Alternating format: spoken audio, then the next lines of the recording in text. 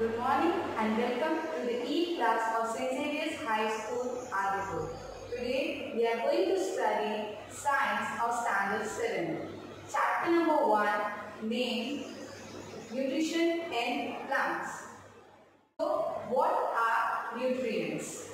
Nutrients are of 5 types: carbohydrates, fats, minerals, proteins, vitamins. They are very much necessary for our body. Why they are essential for our body? To do various types of work, our daily routine work. Okay? So let's talk further about what are the nutrients. Next. All organisms require food. We all need food to survive. Okay? But the plants prepare their own food, and humans as well as animals does not prepare their own food. They depend on plants directly or indirectly. Directly by eating the plants, indirectly the ones who are the wild animals who eat the other animals, that herbivorous animals, the ones who eat plants. They eat that animals who eat plants. So indirectly, we all are dependent on the plants.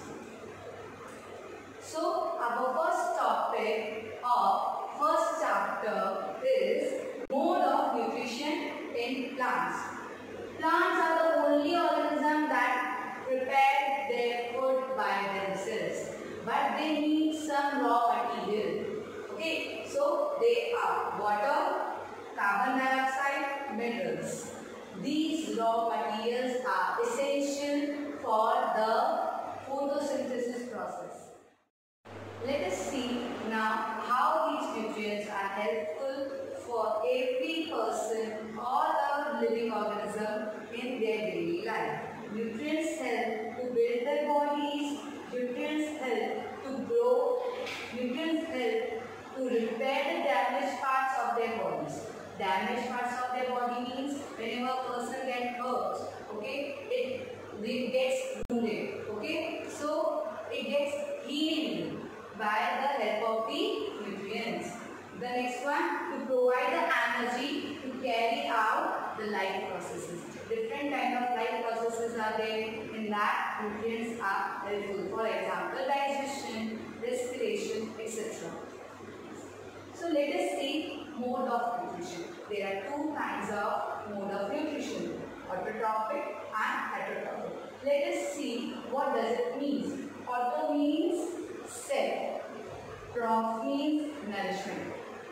An organism which gets nourishment by themselves. It produces their own food and get nourished.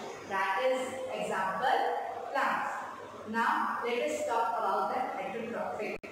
Heteros means others. Troph means nourishment. So the nourishment getting from the others, nutrients getting from others, that are example, animals and human beings. Let us talk about the photosynthesis, the second topic of our chapter, which is most important. So photosynthesis means food making processes in plants. So let us talk about the photosynthesis takes place in plants. So first, leaves are the food factories of plants, where the food is produced in the leaves. As in our home, the food is produced in the kitchen. In the same way, the food is produced in leaves. So we have to take all these things to the kitchen. In the plant, where is the kitchen? It is in the leaves. So the synthesis of food in plants occurs in leaves. Therefore, all the raw materials must reach there. So what water and minerals present in the soil are absorbed by the roots and transported to the leaves. See, this is the soil, here are the roots. From the roots, water and the minerals are absorbed and sent it to the branches by the help of these stems. Send it to the branches and then to the leaves. Okay. These are the food factories of a plant. So these raw materials, which are they? Water and minerals, are absorbed by the roots, transported by the help of the stems, branches, and then reaches to the leaves. It is a process, and this process is a continuous process. There is no gap in between, and it is like a pipe-like structure from where these minerals and waters are transported from roots to leaves. See how water and minerals are transported to leaves. Water and minerals are transported to the leaves by vessels which run like pipe through the roots, the stem, the branches, and it reaches where? Till the leaves. They form continuous path or passage for the nutrients to reach the leaf. Now, first we have talked about water and minerals. Now the next raw material is carbon dioxide. How it is taken and reaches to the leaves and it produces the food. Yes. So this is the leaves. These are the leaves. Okay. In that, cone-like structures are there where there is a stomata. This pink part, that is a stomata, and around that, okay, that is a guard cells. These two things which are covering that stomata, a cone-like structure, that are the guard cells. The pink one is stomata and these two are the guard cells. Now how the carbon dioxide from that stomata reaches to the stomata reaches. Carbon dioxide from air is taken in through the tiny pores present on the surface of the leaves. We have seen that tiny pores on that leaves, and these pores are surrounded by the guard cells. These such pores are known as stomata. Now, how this process of photosynthesis takes place. Earlier also we have seen this picture. Let us see it again. Waters and minerals have been scented. Now, carbon dioxide, which is present in our atmosphere. Here the leaves are there. In that picture we have studied, that stomata, that pore-like structure is there. In that, this carbon dioxide is captured. And what does it release in front of the carbon dioxide? It releases oxygen. Now, how this whole photosynthesis process takes place?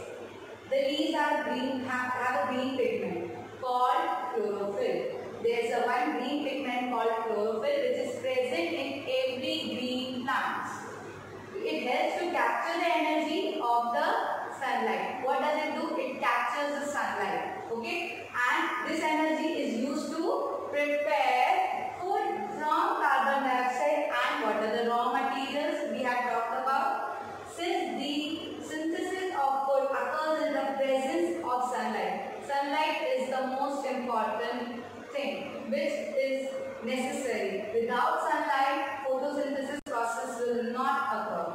Since the synthesis of food occurs in the presence of sunlight, it is called photosynthesis. That is, photo means light, synthesis to combine means light is combining this water and minerals, and then it gives oxygen and carbohydrates. Let's talk about that carbohydrates after this. This is a unique process on the earth, and the sun is the only source of energy, which is a natural source.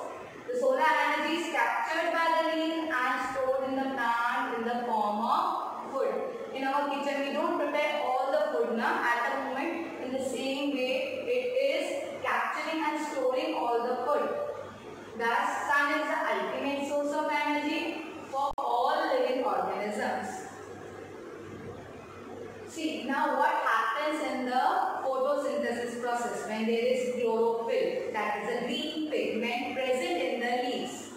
During photosynthesis, chlorophyll containing cells of leaves in the presence of sunlight use carbon dioxide and water to synthesize carbohydrates. Earlier we have discussed that these things are necessary, but in the chlorophyll, that is a pigment which is present in the green leaves, which is very much necessary for the photosynthesis process. See, carbon dioxide and water, Okay, in presence of sunlight and chlorophyll pigment, it gives what? Carbohydrate and oxygen. This is an equation which is most important. So these carbohydrate gets converted into starch. During this process, we have studied now that carbohydrates gets converted into starch. Now, the presence of starch in the leaves indicate that the photosynthesis process has been occurred. Okay, and starch is a type of a carbohydrate. Now, if there is no process of photosynthesis, then what will happen if the plant does not do their process? That is the photosynthesis process. In the absence of that photosynthesis, there would be no plants. If there is no plant, if there are no plants, then what will happen? No oxygen. No oxygen, that means how can we will survive? The survival of almost all living organisms is impossible. Then oxygen is essential for the survival for all the living organisms. And in the absence of photosynthesis, life would not be possible on the earth.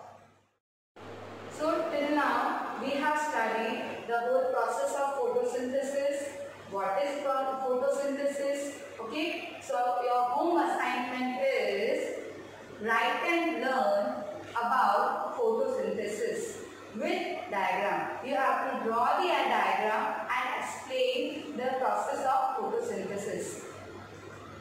Thank you and have a nice day.